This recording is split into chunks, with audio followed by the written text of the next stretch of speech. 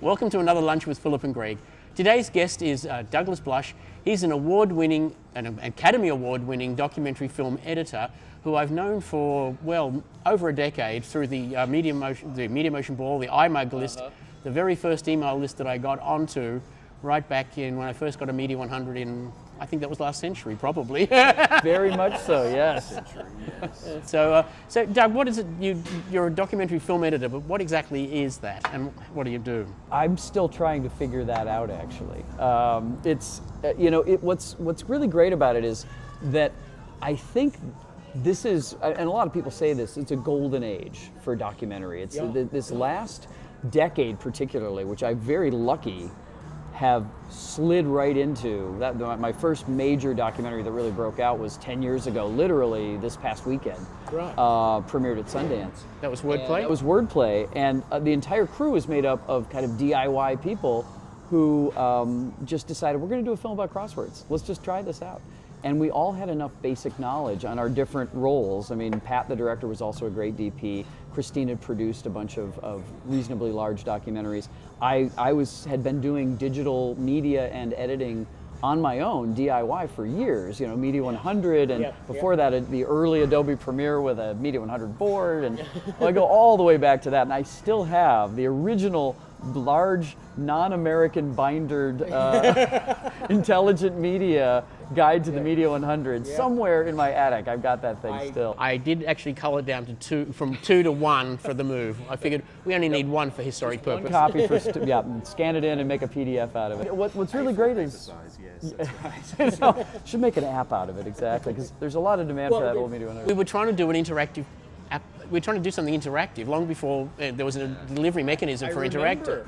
Because it was, what, 94? It's easily kind of the shadowy middle grounds of the 90s. 97-ish it was. But eventually, most of the content that was in that ended up being turned into an electronic version that you could install. Exactly. I remember when it was the guide where you could have menus and everything, and that was the beginning of really the cascading series of things that have happened ever since that I think the rest of the web kind of caught up to finally, but it took them a long time. I mean, we were way ahead of that with you and with the things that you guys were putting out. It was way ahead of the curve. It must be a great time for documentary because the ease of having likelihood of finding some footage on a particular, I've told the story before, I don't think at lunch, but when I left Australia I was working on a documentary about a young talented singer called Tim Draxel, or singer triple threat, dancer, actor. There was a important moment where he was discovered, where there was a master class and the person giving the master class sort of said basically, well, you're not a student, you're competition. Yeah. And while we have 3 different people telling that story, because it was, 98-ish, 99, there were no images. There's no video, there's no still images. Now, you'd probably cut a multicam. Because everyone would have the moment he started the multiple selfies, and you'll have somebody who happened to be there with an iPhone. That's part of it. Maybe one of them wouldn't be vertical. That would be nice. There's a really lovely diagram that says, what shape is your TV? Right. What shape is your phone?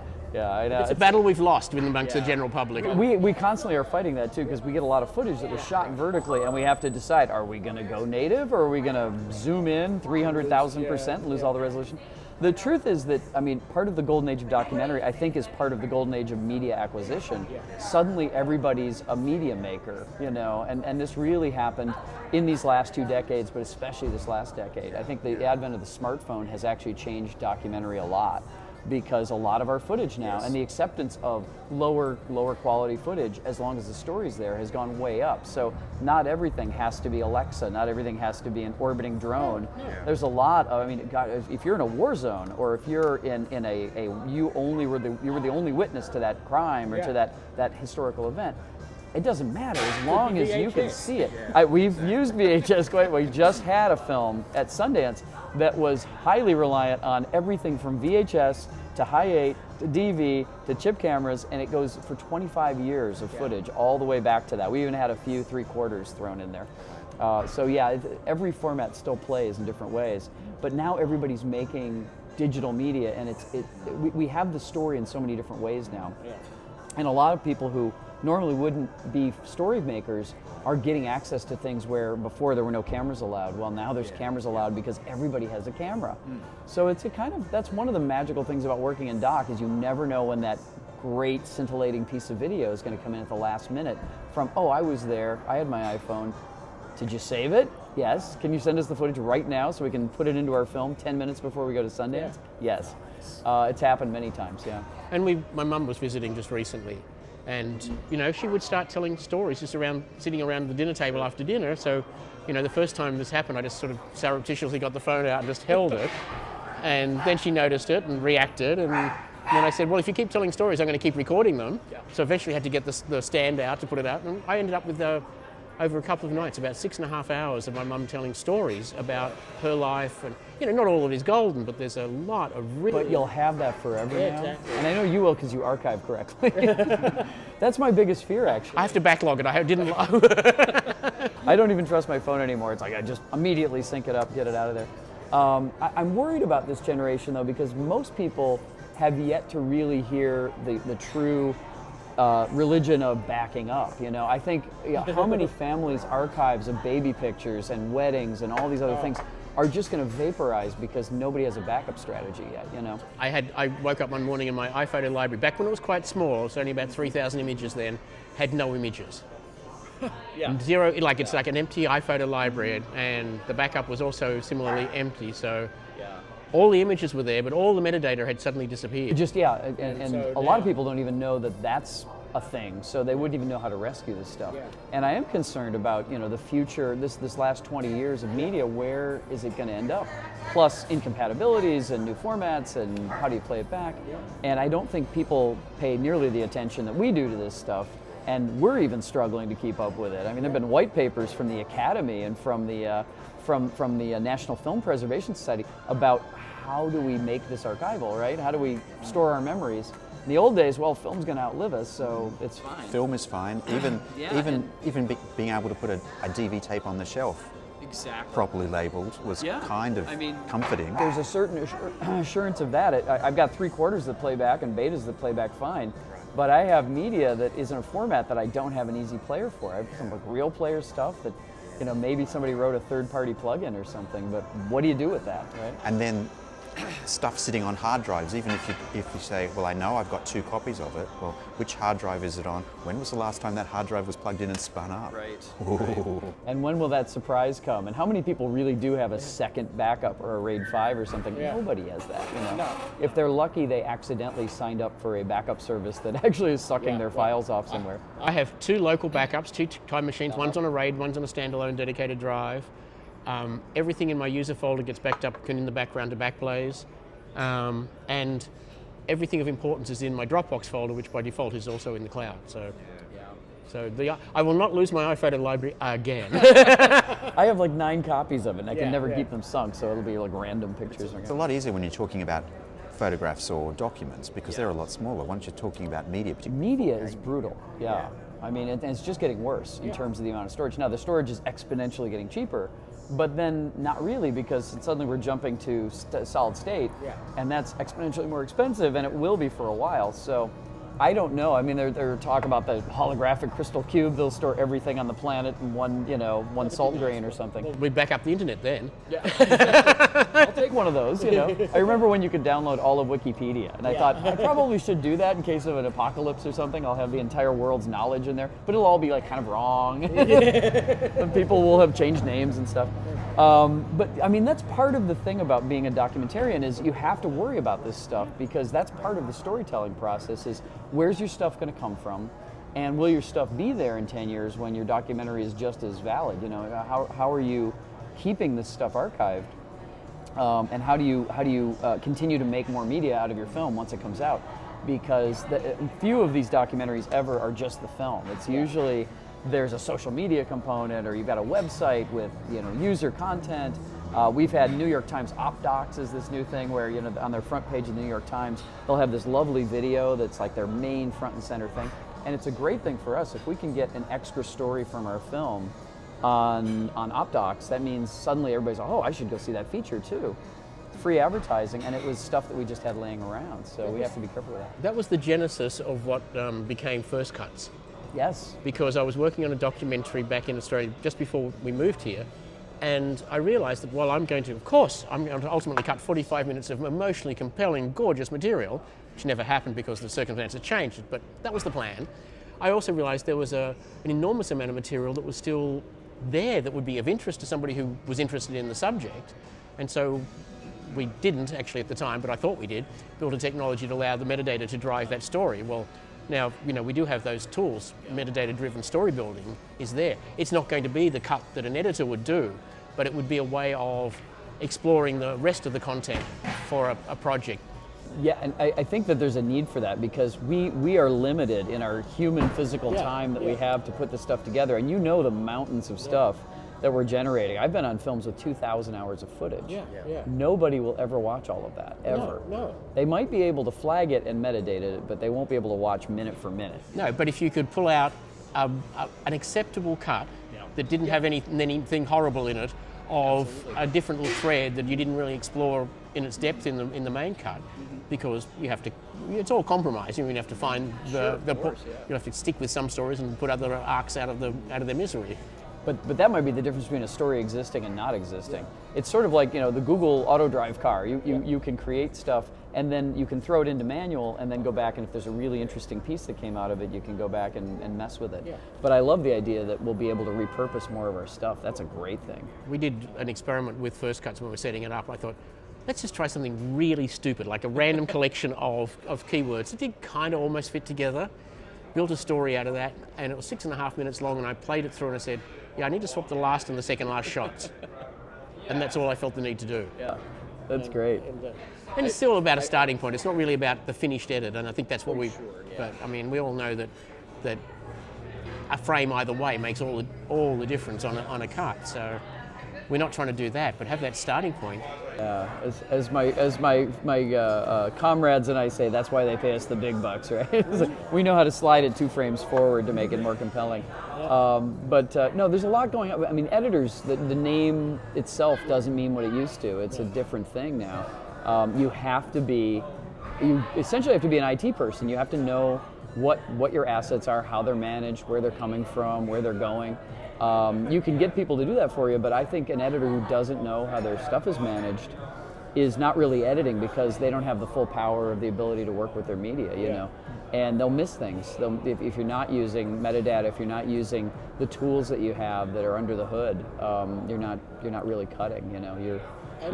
You've gone beyond, the expectation has gone beyond somebody who cuts the story to somebody who finishes the technical cut, somebody who designs the titles in a lot of cases, somebody who does the audio pass, or at least cleans up enough to send to a real audio person, and does some visual effects in there. Yeah, in documentaries now, pre-visualization is a big deal because we're setting the tone. We're cutting sort of the radio cut, you know, the underbelly. And I do a lot of animatics and previs for graphics. So we have these wonderful graphics people who are wizards, you know, they're just the best in the country. But I'm good enough to pre-visualize and get the pacing right so that I can send something off and all they have to do is be geniuses and make it look great. They don't have to cut or create pacing or anything. I think pacing was set by the editor, and the content was set by the editor, which I think is a really powerful thing. A lot of people get scared, like, oh, After Effects, I'll learn that someday. No, learn it now. You know, you are enormously more hireable. You're more desirable if you know After Effects, a little Audition or Pro Tools. If you are good at Photoshop, if you have a little Illustrator under the hood, all those things. I mean, I think the younger editors are now realizing that they got to learn everything. But in our day, that was kind of pioneering. I mean, the big corporate editors were like, send it off to graphics, you know. I have nothing to do with this.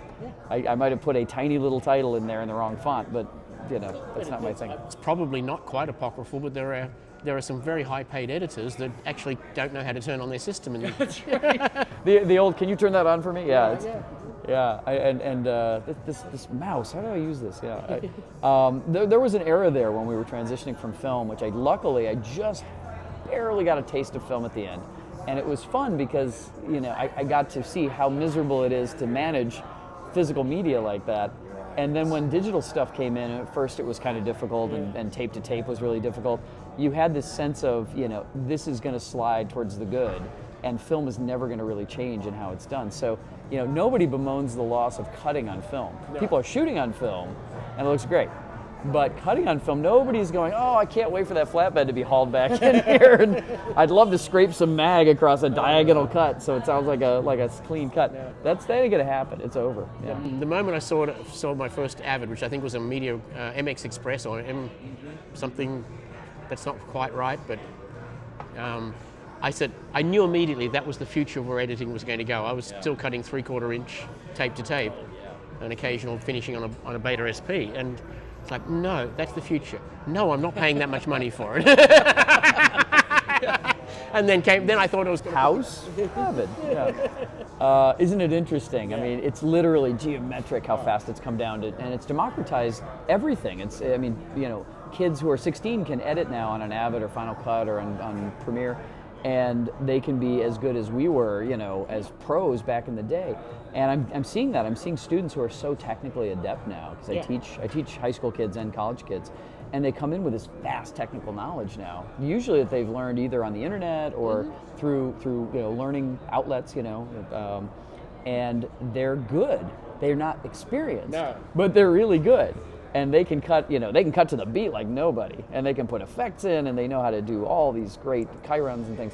But learning to be an editor is a different thing, and that takes a lot of life to just learn how to tell a story. And that's mostly what I do now. I mean, people don't look to me for my great graphic skills, although I can make a thing bounce around with an expression, but it's not what I do. I'm up for the story challenge, which is really a puzzle to build out of all of this footage, And people always ask, oh, don't you want to do scripted or don't you want to do a narrative film? And I say, if somebody gave me a great script, I might think about it. But I've had a few offers on that, and the challenge and wonder of documentary is that you as editor are the story writer. I mean, the writing is happening in the editing room. And I love that. I love the fact that the editor is so powerful in documentary, and that we do get recognized in small circles. We get recognized for being like, that's the valuable position. Make sure the editor's really good on that documentary. And so some of my cohorts and I, when we all gather together, we just kind of wring our hands and go, we could shut this town down if we wanted to. But it's true. I mean, I think editors, it's kind of like architects, Architects used to be this quiet, unknown profession, and it's like, oh, there's a building there. And now people are paying attention, and architects are kind of a thing, and they're kind of, you see them in design magazines, and you see somebody like Johnny Ivey, suddenly is getting profile designers and all this. I think editors are getting that attention too, I think it's finally become clear that the secret to how a film really feels and looks is the editor's domain as much as anybody else on the crew. So it's a nice time to be an editor. It is. It's a very good time. So how do you personally deal with this constant change? How do you embrace the change? Or it's a combination of subdued panic and getting really smart kids who are like, oh, you guys know that? Great. Why don't you take this next 16 hours of footage and sync it up for me? I do rely a lot on assistants to get through the bulk of the heavy lifting, and it's great because they want the work, they're learning, and I get to do story. I get to construct scenes out of really carefully organized stuff. I do my own stuff sometimes in terms of organizing and ingesting and everything, but I'm finding that it's better if I keep a clear head and I just do one really specific job when I'm editing, which is edit and tell stories. And then I let other people who are coming up who really love doing the work and they're wizards, I let them do a lot of that now, which is great. I think it allows more people to be back in the edit room. I always hated the era of you have to do everything all by yourself, and usually that was budgetary. But having an assistant's really important, somebody you trust and somebody who you can throw some scenes to maybe and bring them forward and teach them the story craft. And talk to and not be alone in a tiny concrete room and see things moving on the walls. Yeah. Or worse yet, the producer and the director come in and that's all you have. There's nobody to back you up. No, it's great because I look forward to replacing myself. I'm really excited about that, and I love how I learn things from assistants and from younger people who have they've been working on Final Cut 10 or on Premiere for years now. And it's no big shakes to them to like, oh, how do you do this obscure feature? And they'll be, oh yeah, it's a keystroke and you can remap it to here. And I'm like, okay. They have time to play. Yeah, exactly. Time to play is a good point. Yeah. I can remember when I first got After Effects, and I got my first set of plugins, third-party plugins for After Effects, is sitting down and just going through every parameter and just seeing what the extreme ends of each parameter would do. How weird could you make it? Yeah, and that gave me a feel for, well, what options did I have amongst the tools that I had at my disposal? Now, it would be impossible just to explore the available third-party tools. You know, there are people who make their entire career in one plugin now. I mean, there are people who just do Trapcode or just do Mocha, and that's all they do. And it's amazing to think that, you know, you could have a career in one plugin of a giant application with thousands of plugins. And that's what it's become, you know. It's such an exciting time because the next plugin that blows everybody away, that'll have young students who will become the masters of that, you know, and that will be the next look. I remember when Trapcode came out and suddenly there was so much particular in all the networks graphics and people were using presets. Yes. I remember that. You'd watch ABC and it was like, oh, I totally know that preset. I know the name of that preset that's on their bug. It's like, whoa, I know that thready thing that they put under the ABC logo. And so, you know, to have that next generation of artists coming up and playing with the buttons just like you did, just like I did. And we all did that. And we all thought, what if we try breaking it and see what happens? And a lot of those breaks turned into lucky accidents and became looks and feels, you know. So, but aren't we sort of outsourcing that knowledge and running the risk of letting ourselves become a little out of the... I think experience rises up above everything, you know. I'm always amazed at what I can get away with, and now with the tools. I mean, I just saw there's a plugin that came out with FX Factory yesterday that was a reverb destroyer. Did you see that? Yes, yeah. And I'm very curious because that's exactly a thing that I said you can't do that. And I know the Japanese were working on some really expensive $1,000 plugin that was doing it, and now it's like a $50 plugin. I don't know how good it is. I haven't really tested it. Yeah, there's been a couple of people, but they've been very expensive.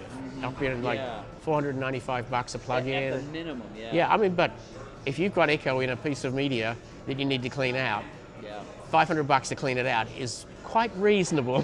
As opposed to I can't use it or I got to go reshoot it, or. And you're never going to get the same spontaneity out of the interview or the. Well, I'm really curious to see if their algorithm is as good or similar to what these expensive Japanese plugins are, because it's $49 on special right now. I will pay that just in theory to see if it works. That's pretty fantastic. And yeah, we get that all the time, especially on films that I didn't shoot myself, because I'm very good with audio. But I get a lot of bad audio coming in, and that's the dead giveaway, you know, that a film isn't quite up to par, is that the audio is echoey, and maybe they recorded off the camera or something. And if you could at least make it passable, that actually might be really, really worth it. So, plug-in of the week. I'm going to try that. Yeah. For sure.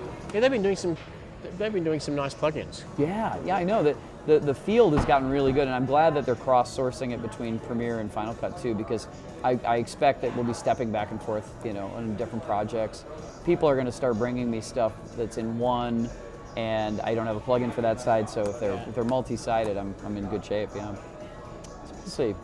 And one of Adobe's big advantages, of course, is the way the suite interacts. Yeah, no, it's true, because people are asking more and more now. They're expecting that you can manage all this stuff and you can actually do some previs, or you can clean up the audio a little bit for that big screening for the producer. And Adobe's coming on. I have to say, they've done some really, really excellent things with the CC upgrades. Yeah. And they've got a suite that works the way we always wished the old Final Cut suite worked. you know. Whereas Final Cut's take is more, let's put it all internally and make it as good as possible within the app, which is interesting too. I would like to do a good audio pass, but then of course they would say audio was done in Logic, not in Final Cut 10. Adobe's integration between those tools is certainly a huge advantage. Yeah. And its Premiere Pro has been what a lot of people were looking for the next generation of Final Cut. A lot of us call it Final Cut 8, you know. I deliberately try and not say that because I know Al Mooney doesn't like it referred to as that. So out of sensitivity to my Adobe friends, I try not to refer to it as Final Cut Pro 8. Yeah. They should realize though that, what happened was that the market opened up in this really explosive way, and they made a really good choice, you know. As I think Avid did too. I think Avid and Adobe both addressed this sudden missing link, at least briefly, with Final Cut 10's slow kind of catch up. And I'm sure At Cupertino, they're just kind of saying, well, you know, we're evolving this, and meanwhile we're selling 9 billion iPhones. So even Final Cut 10 is without a doubt probably the most sold NLE ever. I mean, the only number we've had officially announced was NAB 2014. They said they had sold 1 million units. It's easily the most seats in the world, yeah. And I think their strategy is very smart, actually, because they're planting seeds with the entire world. They're planting the next generation of filmmakers who don't have CC or don't have Avid and don't even know they exist. And Final Cut is that next step up for a young filmmaker who says, well, I've kind of used up iMovie and now I can really get into it. And they'll know that going into college, they'll know that when they make their first feature. I think all three companies are actually making some pretty good decisions right now. And they're all, like, for a while there was this kind of quiet lull in the mid-2000s where things were the way they were, and Final Cut and Avid were kind of fighting it out. And everything kind of blew up in a really good way, and I think it was healthy for everybody, actually. Because, again, they brought metadata forward in so many ways, in so many places. They brought, you know, modern media management, modern rendering, multi-processor rendering, all these things that we've been begging for because we were finally aging out on all the platforms, and suddenly we remade the field. It was great, and I use them all. I am agnostic about platforms. There are shows that are better suited for one thing or the other.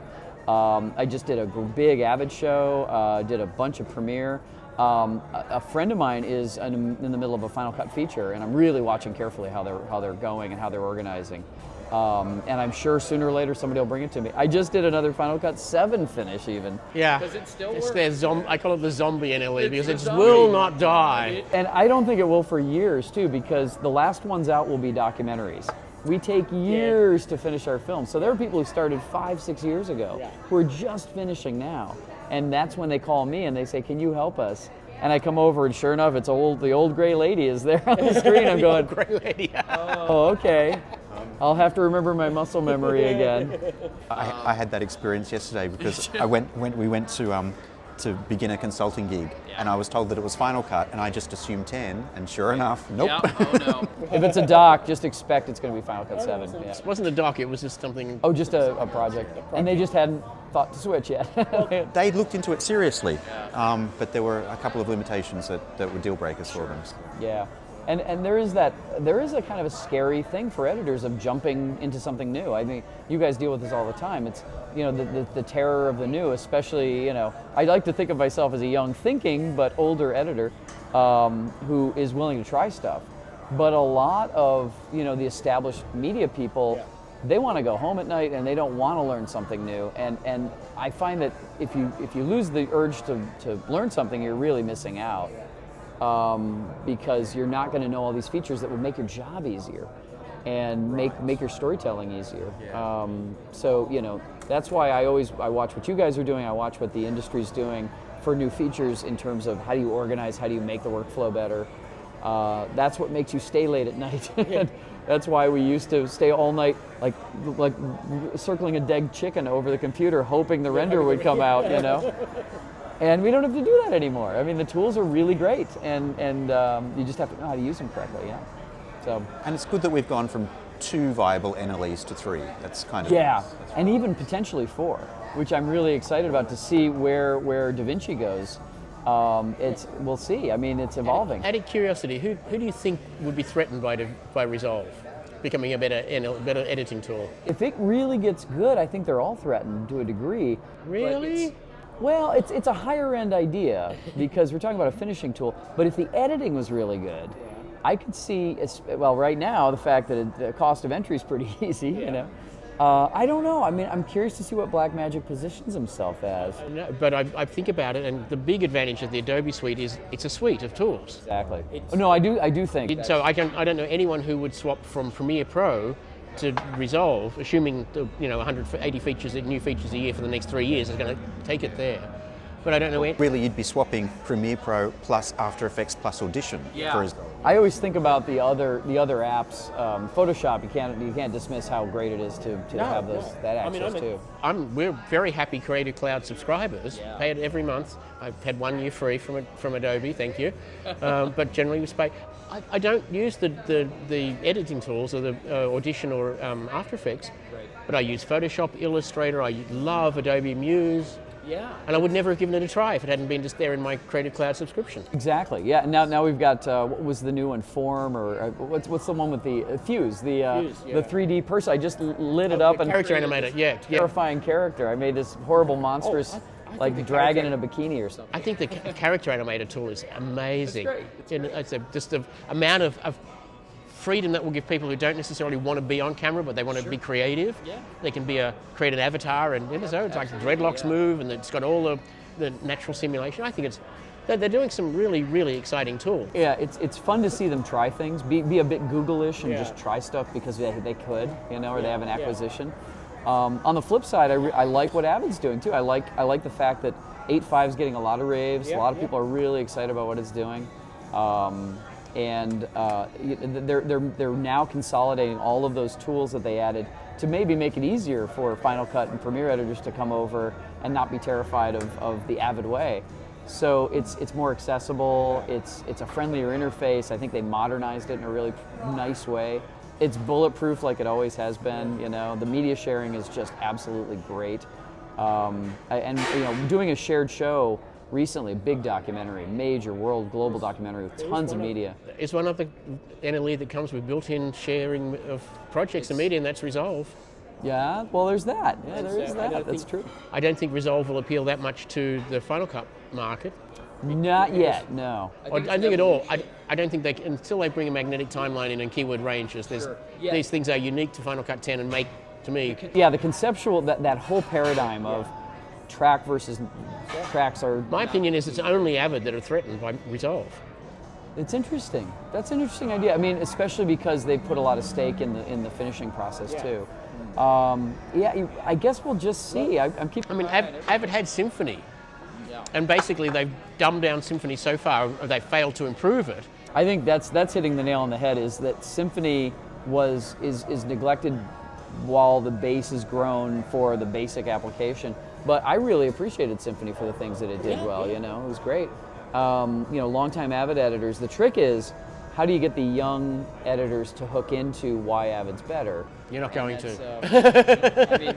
I have a lot of friends at Avid, and I actually talk to them a lot. They also have the best customer relations with Mariana. I love Mariana so much, and we loved her from the Media 100 days. I mean, she really has been one of the reasons that I pay such close attention to Avid, because I know they've got my back if anything happens. Oh yeah, if Mariana leaves Avid on any terms other than her own, for a great glorious retirement. Buy her a jet, Avid. I think that would be. I'd be selling my shares if I had any at that point.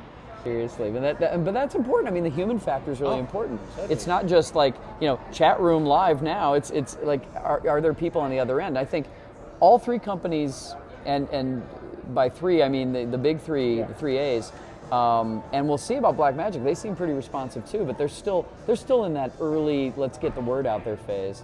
I'm really curious to see how much they support the filmmakers, because for me, for documentary indie filmmaking, the support matters so much. Like, if you have somebody you can call and they actually are going to listen to you, and work out this one bug you discovered that no one's ever seen before, because we've done that. That matters a lot, And all three have in various ways come through for me at different moments. But then again, it can always be better.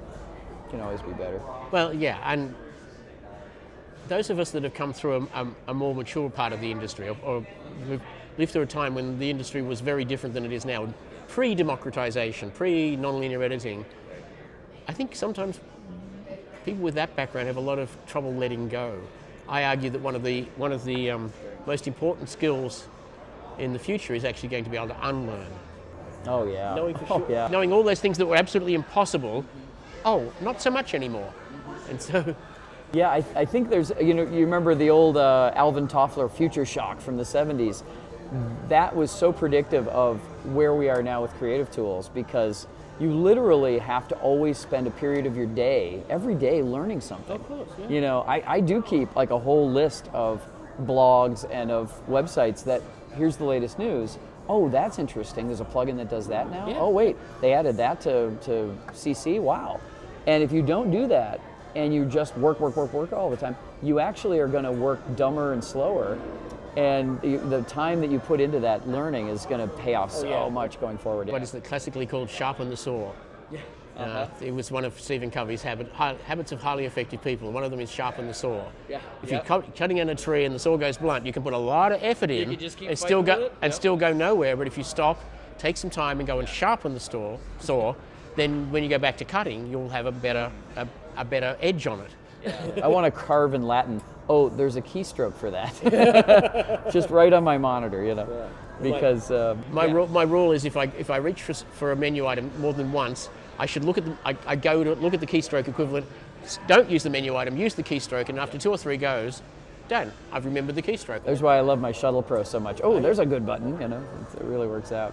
I love this idea of a Creative Friday or whatever. I used to do it. So every Friday I would just be, I'm going to look at what's out there and explore things. And I got too busy, and so, Creative Friday is turning into Creative Saturday. I don't want to do it on a Saturday, there's other things to do, but, I should have done it because something that I was looking at recently, the field has made such great strides since I looked at it. I can't talk about what it is, but the field has made such great strides since I last looked at it 4 years ago. FCP works, FCP Exchange on March the 6th, you'll get a quick preview. Otherwise, you'll have to wait to NAB 2016 to find out what's going to be new from Lumberjack. I may have to go anyway this year. Yes, the field has progressed at a frightening pace, and it completely passed me by. And it's because I have not been paying attention. Yeah, and it's easy to slip something. You'll find out 3 months later. Oh, there's a new thing that does that thing I needed 3 months ago. And it's a balance, though. Like you say, you get busy. Yeah.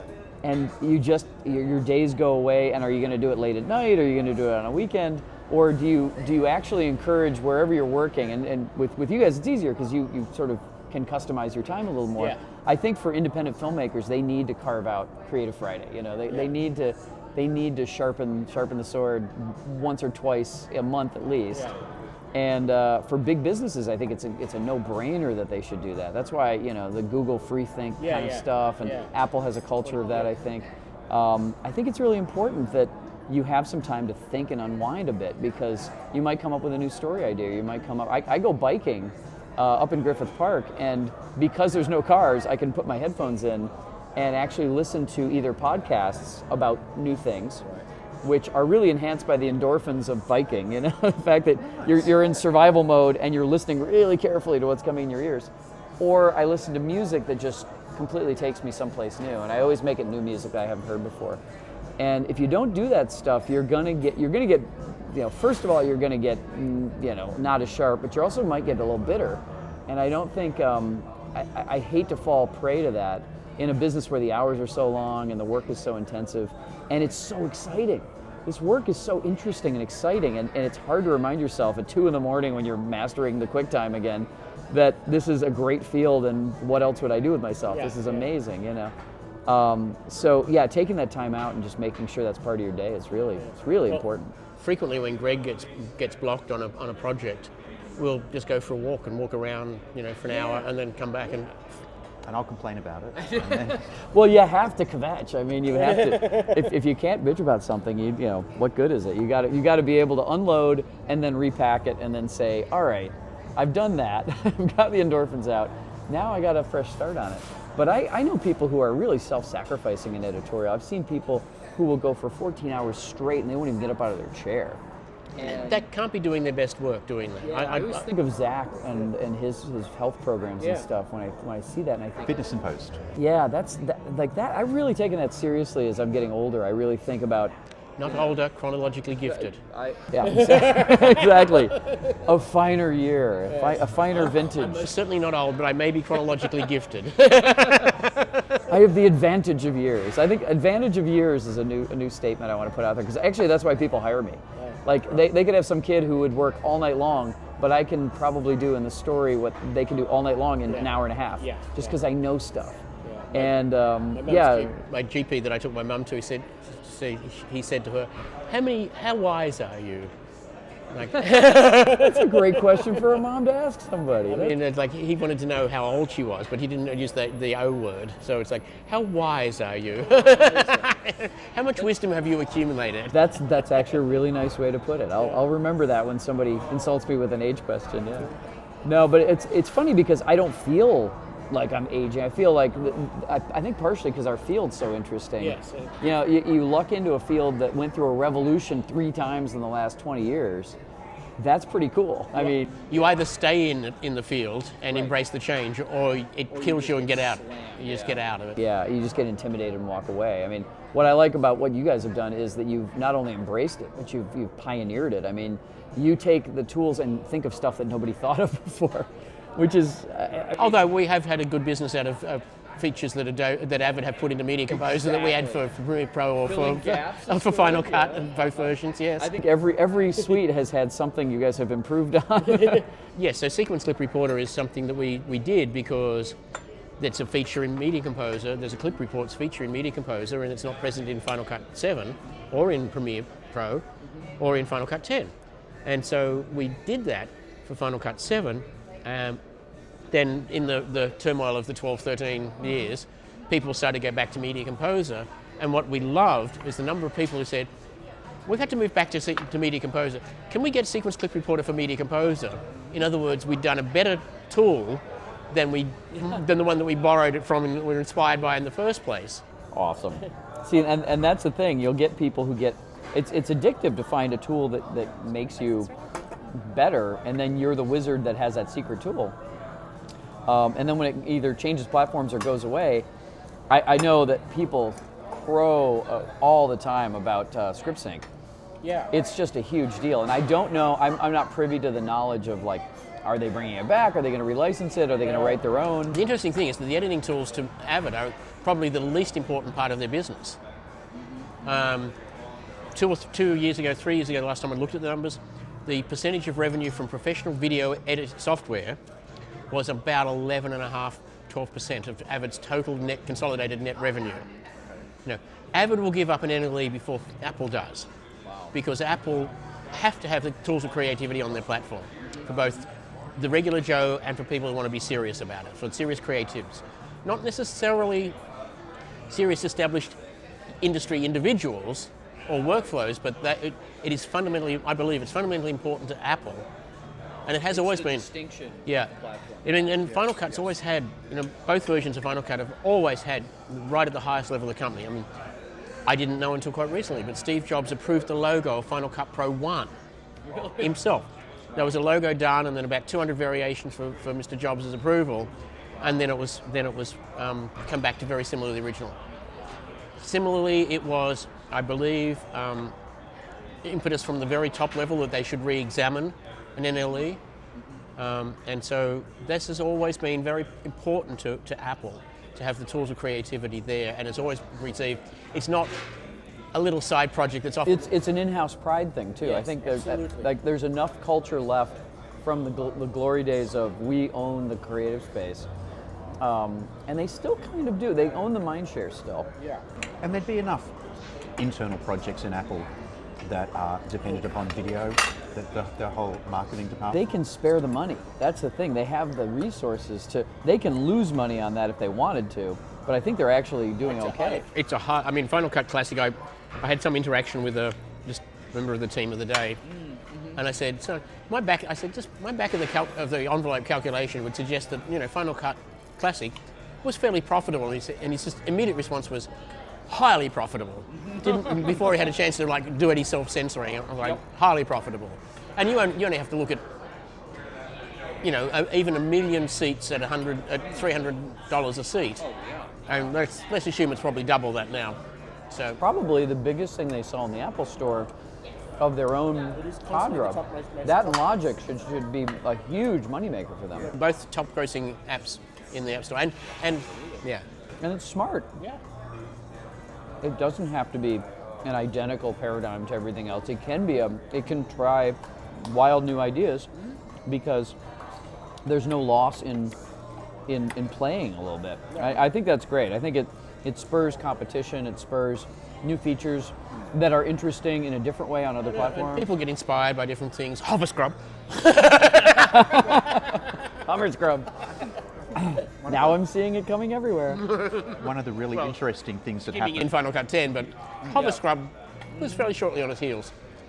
One of the reasons, or some of the impetus for why you should step back and rethink this was because for somebody who had mastered iMovie, the only place that they could go next was Final Cut Express, which was very affordable, but it didn't look like iMovie, didn't work like iMovie.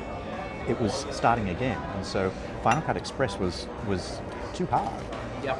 So being able to comfortably transition from an iPad with iMovie, which, oh, by the way, is a camera, Yeah.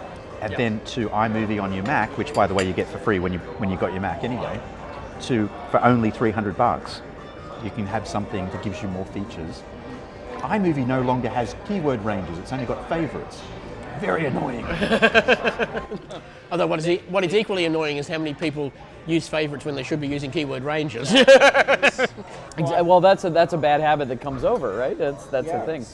I think what's interesting is the number of adoptees that they'll get this way is so much higher because the comfort zone will be there, and it's so convenient to download it. You don't have to go buy a box software, all of that. I mean, obviously everybody else has gone there too, but it's a natural flow if you're a kid.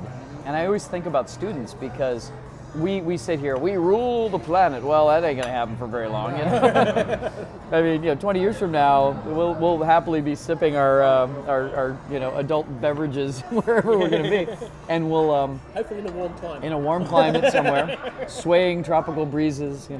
By that time, everything will be a warm climate. That's true. I'm planning to live in northern Canada where the beach will be. So that's my plan. But yeah, the kids matter because you get their imaginations early and they get comfortable with something. They'll actually dictate what they want at the university, and they'll say what they want to work on when they get out to that first company. Yeah. This is the exciting thing about these kids is that and the way tools develop. And I saw this with After Effects.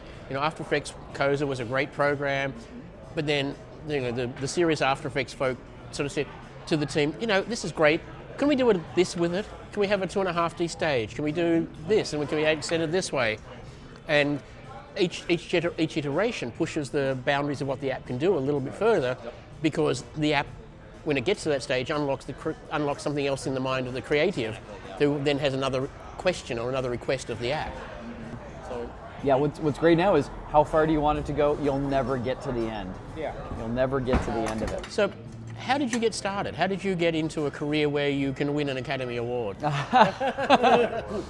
Well, let me tell you exactly how I did that. I have no idea. It was planned from day one. Yeah. I was 7 going, I've got that statue in my sights. I was just a kid growing up in Michigan, which has no film industry other than shooting cars driving around tracks, basically. Now it has a little bit more. But in those days, you were the odd kid if you were into movies. I mean, that was a strange thing. Everybody was getting their nice middle management job at Ford or GM, and you'd be fine, and that was what you did. But I really loved film, and I started playing around with my dad's Super 8 camera in the backyard and blowing things up, and and then I got a little reel-to-reel splicer, and I thought, this is really interesting. I didn't think there was any way I could make a living doing it, but as I got further and further into high school, and people were like, hey, these films are really cool. Wow, you should do more of this. Photography was big for me. I really loved writing. And I thought the one way to bring it all together was should probably be a filmmaker. So I applied to, at the time, the great Citadel, USC Film School, and got in and left everything I knew in Michigan and became an LA person. Although I still, 30 years later, I still am not quite an LA person. I really feel like I'm a Michigander who's still trying to figure out where I am here.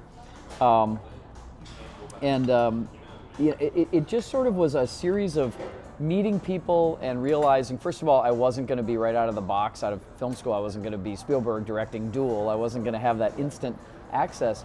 But I just started doing jobs that were available. One of the best ones was sound design, because there weren't enough sound designers at the time, and even now, there's good quality sound designers are in demand always. Right. And while my friends were struggling to get that first directing gig or become a big DP, I was making triple overtime cutting sound design effects right here in Burbank, And it was fun. It was like, I'm learning a craft that I really enjoyed, and was getting credits on shows and meeting people and having pocket money and being able to pay my own rent and everything.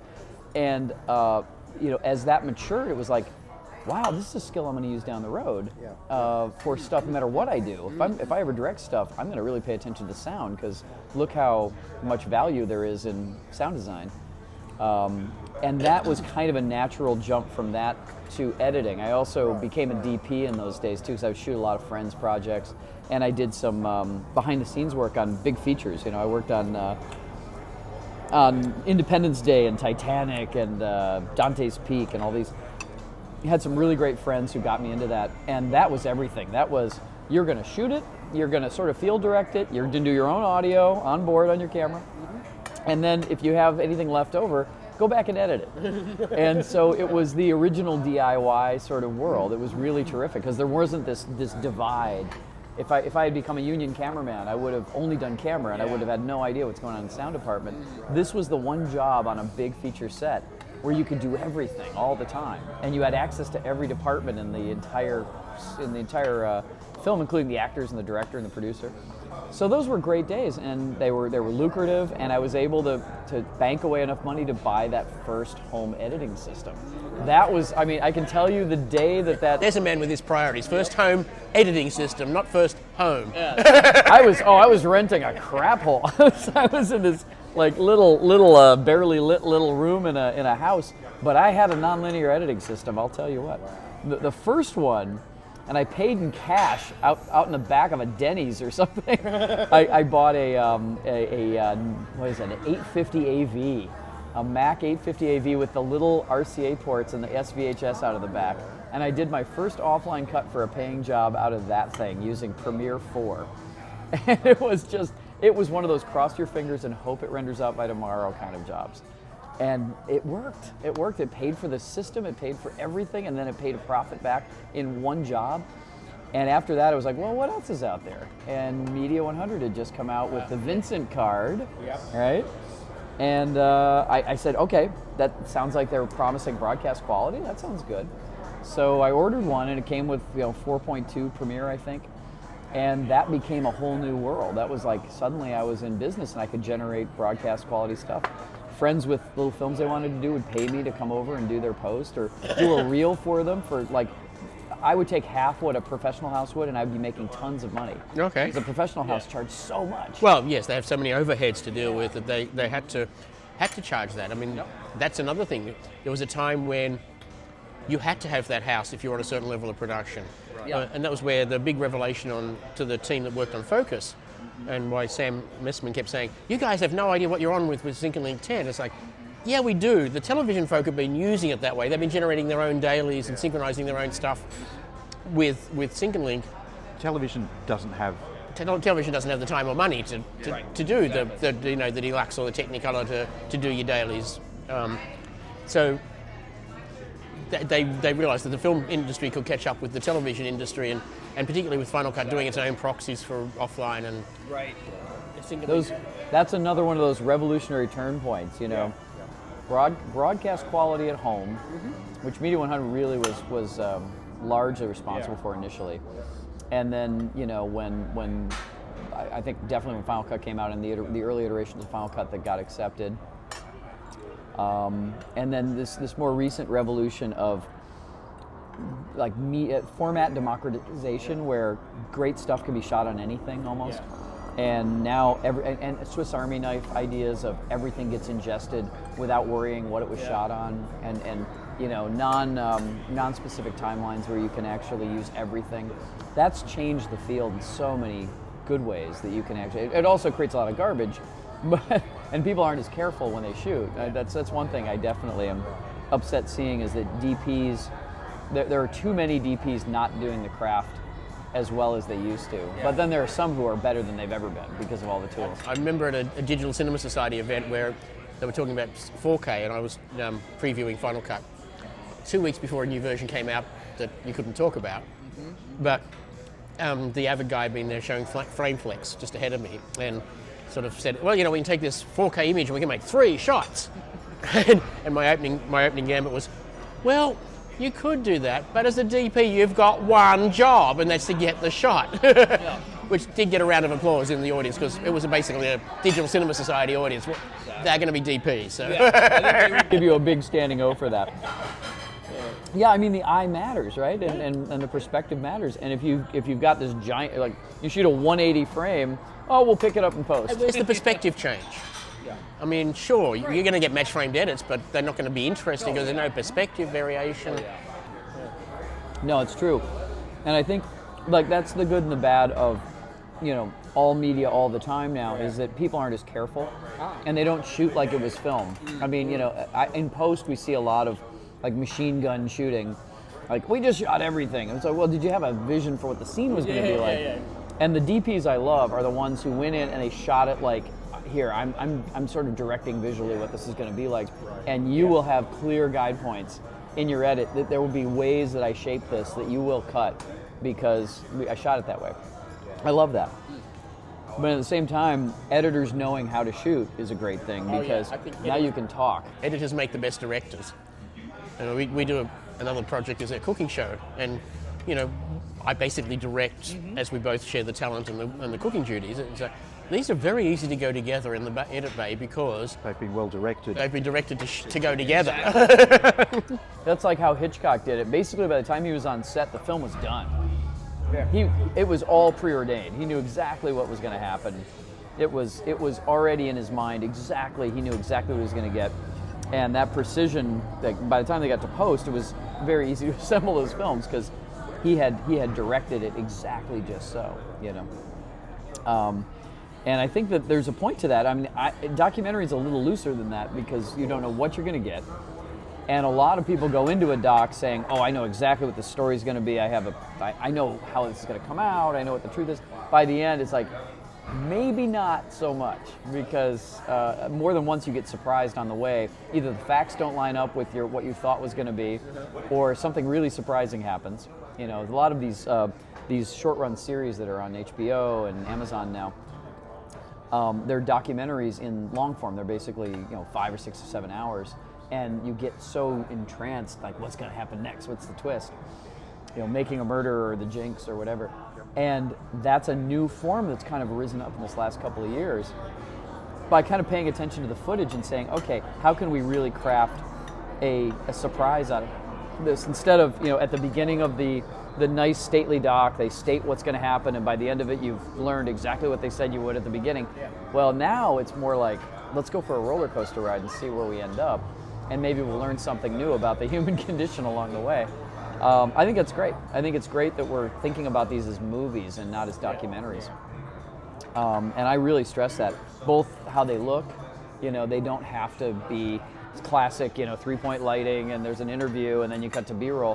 What if we didn't have any interviews? What if it was all, told from the dog's point of view? Or what if it was all iPhone footage, or there's so many ways. Prius using the backup camera. And I saw that too. Was that really true? I thought that was somebody having a joke. It was an Onion story, but it wasn't. I think it's sort of a hybrid. Yeah. I think it's actually a gag that they went really far down the road on. But I had that thought when we first got a Prius. I said, "Can I tap into this signal? Could I actually use this to direct?" I thought it would just be a lot of people fleeing. It would always be people running from my backing up car. But no, it's such an exciting time. I mean, it keeps being exciting. What do you think is the biggest change you've experienced in your career so far? The best thing that's changed is the perception of what documentaries are. That kind of goes to what I just said. It's, people used to think, oh, that's strong medicine. I'll watch PBS and it'll be good for me. And it's like, okay, I watched 300 hours of soap operas. I'm gonna do 1 hour of PBS and it'll heal me because I'll get some nutrients like that. But that kind of filmmaking back in those days was very, you knew what you were getting when you turned on the TV. Now, people come up to me and say my favorite thing in my queue is my documentaries because every time I watch one of them, it's like, I had no idea, and that's amazing, and that film scared the crap out of me, or I fell in love with this character. And that's what we used to say about, indie cinema or in big Hollywood films.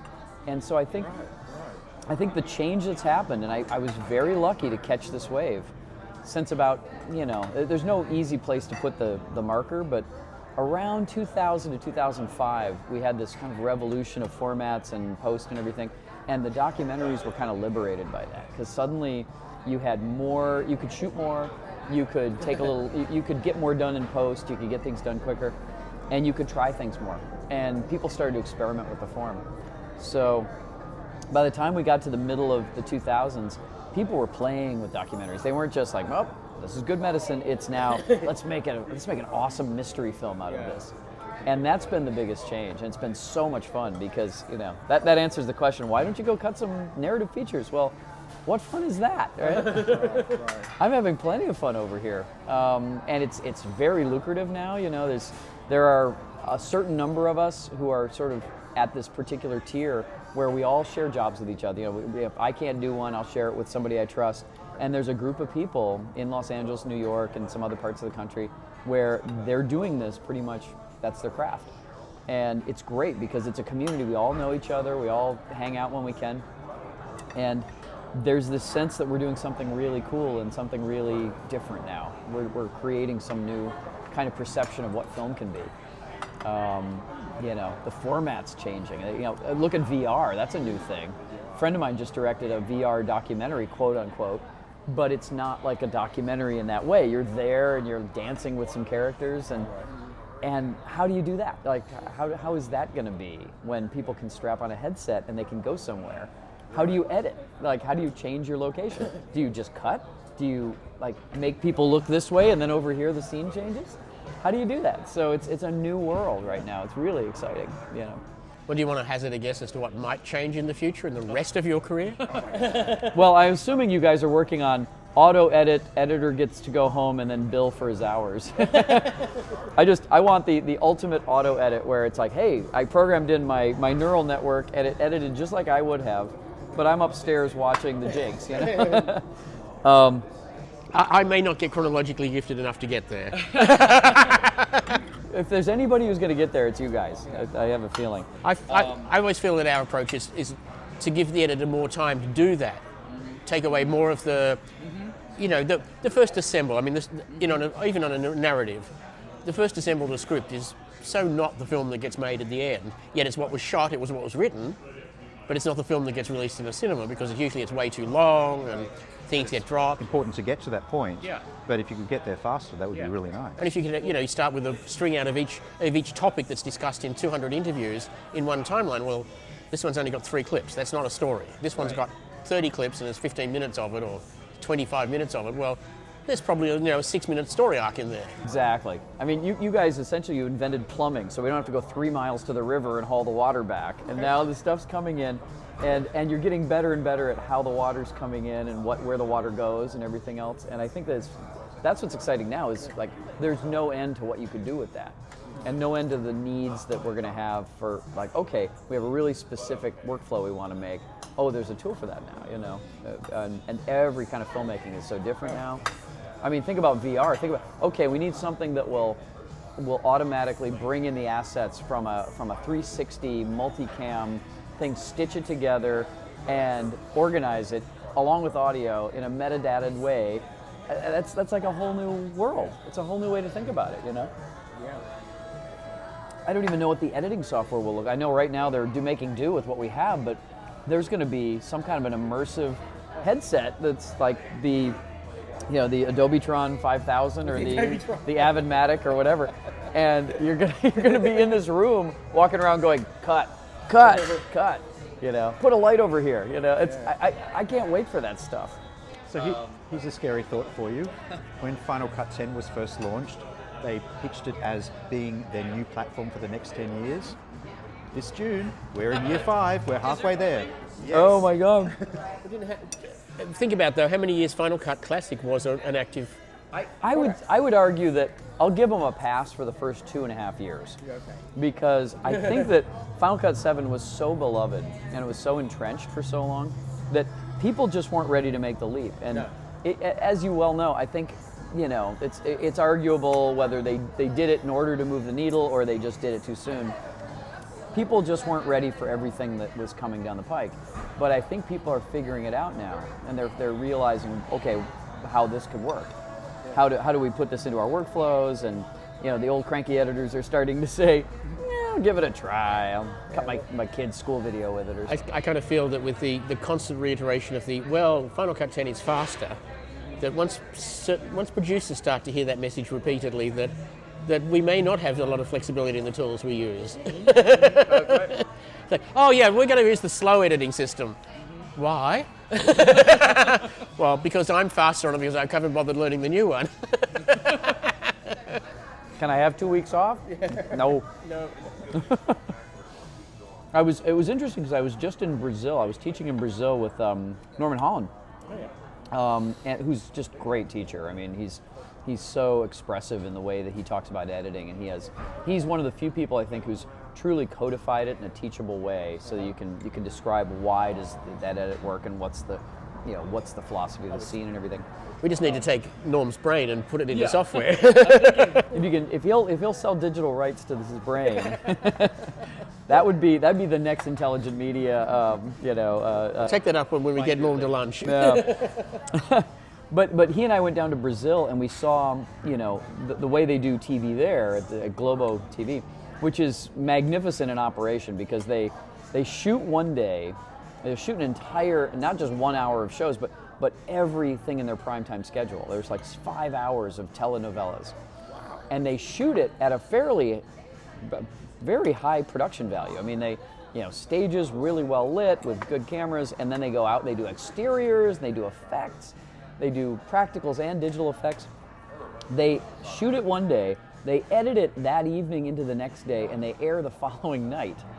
Wow. I mean, the way we do soap operas, and soap operas even have, I think, a few weeks of time, these guys literally the next day. And so you talk about a workflow. We saw, the pipeline is just unbreakable. It's amazing how and this is all a giant Avid operation. And they've got it down to such a science. I would have loved another week just to study how they efficiently move stuff along like that. And they go to color, they go to a real 5:1 surround mix. They do everything in 24 hours from shoot to air. It's just stunning. That is an insane workflow. My goodness, I had no idea. I've never seen anything like it.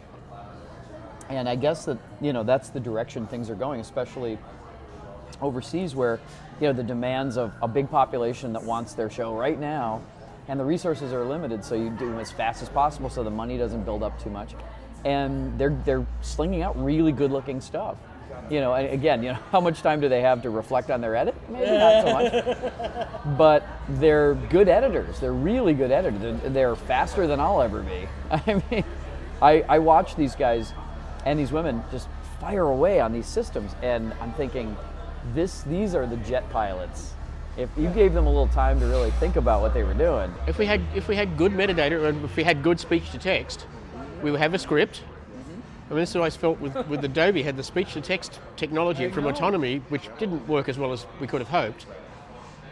But then they didn't say, and we had the whole Adobe Story in the day, so you had a story format that was metadata-rich. Why couldn't we have just built a string out that maybe it was a conflict with Avid script sync technology, but I don't think so. But just do a string out of the script as written, and do multicam if there's more than one angle or one take. In 10 you do auditions for different takes.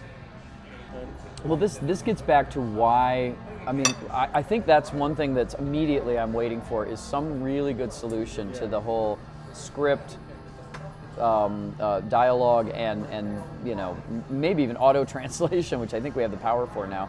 For documentaries, we're dying for auto translate. That'd be incredible. That would be incredible. Transcriptions too.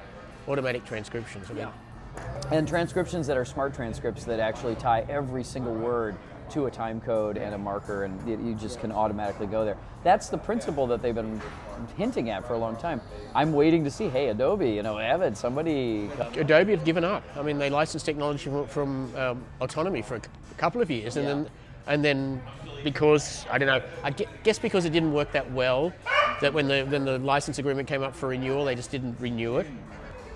But the system that they built, I don't know whether you remember, but it was kind of nice because... And it was tied into Muse too.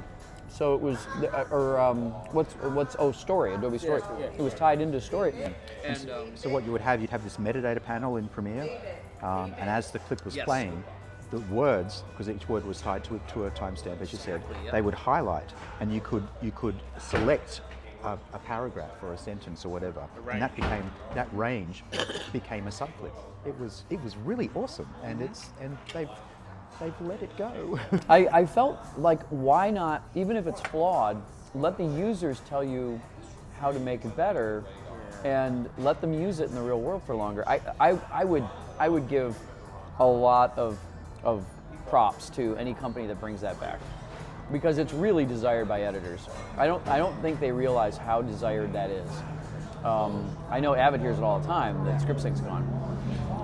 But then let's be real. How many people are actually paying $500 once, because it's not an annual subscription, for ScriptSync? I would argue there's probably only 5,000 customers. True that. Yeah. And that's $12,500 worth of revenue. 12.5 million. No, Which is 1.25 million in revenue. Yeah. For the development, the product costs a lot the more. whole time. I mean, that's it. I mean, that's not recurring every year. So Right. it's I think that's the challenge, is that they've If they made that a subscription model, like it's a value-added subscription thing, people would pay it. yeah. The problem is that the underlying ScriptSync patent is Avid's. The idea of aligning speech to text is Avid's, but the Avid model was that you set some sync points, and then it averages in between, and you can still do that. I mean, ScriptSync hasn't really gone away. What's gone away is the automatic alignment that they relied on the Nexidia technology, and that I'm given the time that it's taken them to not reach an agreement, it has to say that I'm no longer optimistic. Maybe they'll pull a rabbit out of the hat, and good luck if they do. I think a lot of people will be very happy. But If you think about it, how much of a submarket of a submarket of a submarket, because it's, the entirety of video editing. No, we're talking about really the fairly professional level of video editing. Oh, so all of that?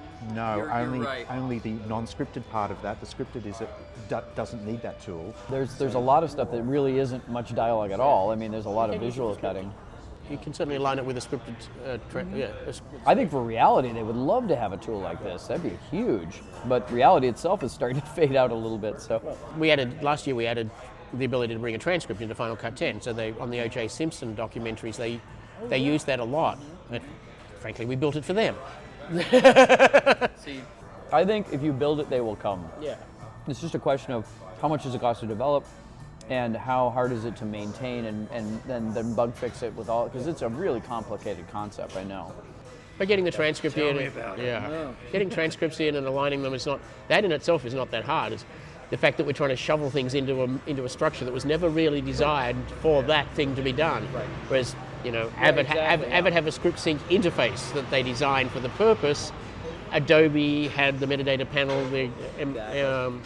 Everybody had good ideas that, taken all together, there's a grand scheme. And you can do a lot more if you're the app developer in terms of the app's interface. Exactly, right. So my little dumb workaround is to sort of have a keyword range, which is the keyword name is the speaker, and then the whole transcript is in the keywords notes field. So that's still searchable in 10. That's okay. But I looked at it and thought, oh, really?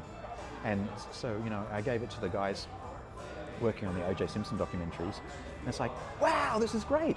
And I'm thinking, really? I've never done a transcript workflow. No. Look how desperate we are for this tool. I think I hearken back to usually the Mac fanboys say, take my money. I'm waiting for it. I'll take it whenever it comes. We used. I was embarrassed about what I was able to achieve within the Final Cut sphere, Right. But they were really, really pleased, and it really worked for them, and it helped them find things. And so, I keep going to, whenever Patrick Southern presents about things, I keep watching his presentations, listening to interviews and stuff, because it's like, what did you actually do? How did this actually help you? I know, I appreciate that I helped you, but I don't understand how. Why you used? Yeah, how do you use it? Why was it good? Some of us are not the most expressive about our work. No, I get it. I get it now. And we always like to develop for a customer. Right. I mean, it's so much easier to make an app for one customer. Like, we made Sync and Link 10, well, because we had to update Sync and Link for Leverage Season 5. Because they were transitioning to Final Cut 10, but they didn't have the tools that they'd been used to in 7. So Lumberjack is I'm the client, Yeah, absolutely. And now, of course, built it because you wanted it. we built the original one because we wanted it, but now we've extended into so many more things that Serena's brought to the table, or Patrick Southern's brought to the table. And even last week, we had customers saying, can I add video to this so that I can use Lumberjack for audio-only clips? And we're thinking, audio-only clips? Why would you want to do that? And so, and I even had a look in my code, and I've got a little comment there saying, deliberately ignore audio-only clips. And two people within 3 days wanted to do audio-only workflows. So I tweaked it a little bit, and that afternoon, suddenly Lumberjack can now work with audio-only clips. You know what? They will find a reason why. If the feature exists, they will abuse it. They'll figure it out. If you wanted to just do a simple cut down of the best parts of an interview, forget the keywording, just do the favorites, because we can back time favorites. And so now if you've got a 60-second favorite range, so one of the things you can do in Lumberyard is to string out of the favorites. Now I've got all the favorites. Now I'm going to need to tweak my edit points because this is not intended to be completely accurate. You're in the ballpark, and now we expect the editor to actually do the job of fine-tuning the edit. But if you've got all of your overnights, if you had everybody in the conference hitting something that they thought was favourite, there's a very good chance the editor doing today's highlights for tomorrow morning will get some sleep. Mm-hmm. Exactly. Because the basic string out of all the favourites. And that's why we made it, because we were in a situation where we were facing a lack of time. Yeah, it's a lack of sleep. I mean, it was, 3 months without sleep, or waiting till it's all over before we start editing. Neither of these was an appealing prospect. Logging while we shoot it and do some pre-editing. It's like, that should be obvious. Should be plenty of tools for that. I think literally you teach them that that's what they should be doing, and when they start doing that, it'll become a standard operating procedure. Now that we can, a lot of people just don't realize what power there is even in production to have somebody. It's maybe a super DIT, somebody who's really monitoring and also is going to go into post. It's like a new crew position almost. It's like a lumberjacker, exactly. Very much embraced the idea that post starts on set. When I first heard somebody at one of these days, it was somebody from Photochem said that one of the future trends is going to be post starting on set or near set, and I thought, really, that's interesting, and I really took that to heart. And the camera people started to get that because they put the ability to do markers in chip media, but most of them are pretty limited. I mean, they can only put 1 or 2 in there. Yeah, and I think Panasonic have allowed you to put 8 characters in. wow, That's descriptive. so crazy. V good.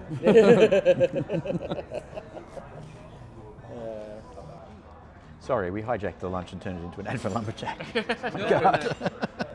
It's because people are screaming for that. They want that functionality, and you hear it.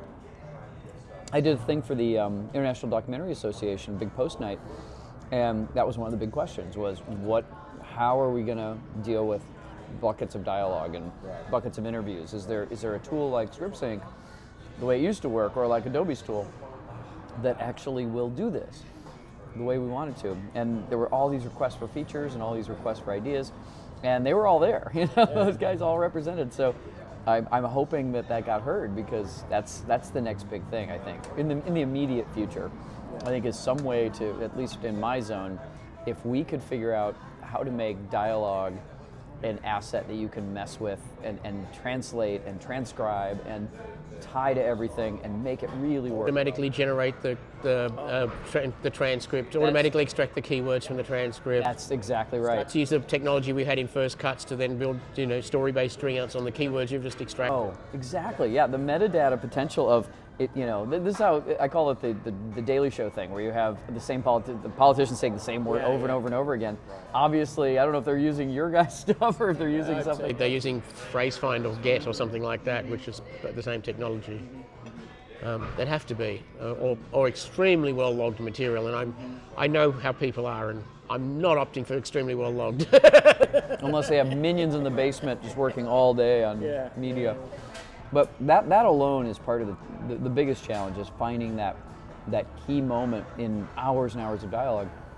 The old school way is just translate or transcribe everything, and it takes 10 minutes to read a 3-hour interview in Microsoft Word, and then we have a highlighting color system it's up to an assistant to go back and then look where the time code is, pull the select in, and that's the old. Well, that's what Predit was doing. Predit, you could just break up your transcript into seconds and then just drag them into the storyline, drag them. Again, you're addressing something that's being done old school by a lot of filmmakers who have no idea what's all out there. But I'm excited. I mean, this is, if we automate this stuff, we get more time to do the cool things and tell stories. Exactly. I know. Editing is a lot of heavy lifting of stuff that most of which you're never going to use, and most of which you just got to get out of your way. It's mostly clearing a path to the good stuff. And the faster you can do that, the more time we have to think. That's why I think about those guys down in Brazil slamming away on this stuff.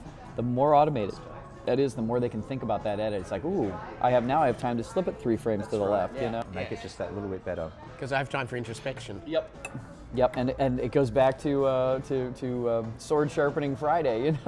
You might be able to buy yourself that time with the tools, and if you can do that, and you open some free space, God, I mean, you can grow as an editor. You don't cut the same thing the same way forever and ever and ever. But yeah, I mean, I just feel very lucky. I feel lucky to live in this time when stuff got easy. And I think that's actually a very perfect place to finish our lunch. So thank you, Doug Blush. Thank you very much. Thank you guys. Thanks for everything you've done for me and everybody else too. It's been amazing to watch the progress. I'll keep that binder forever in case I fire up that Media 100 again. Well, thank you very much for coming to lunch. Thanks, Greg. Thanks, Phil. It's been amazing.